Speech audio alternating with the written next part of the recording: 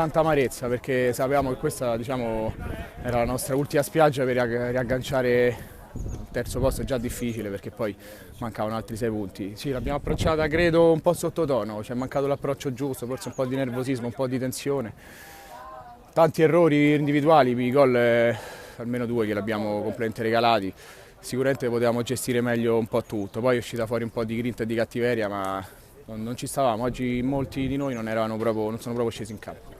E poi alla fine le squadre vincono, cioè chi arriva su chi merita, quindi se perdiamo all'andata, perdiamo al ritorno, credo che insomma parla il campo, nonostante sì, rimpianti, rimorsi, ci possiamo attaccare a qualche decisione dell'arbitro un po' così, un po' discutibile, ma credo che alla fine in campo si vedono i valori. Credo che il Casalotti col minimo sforzo ha portato a casa il risultato pieno.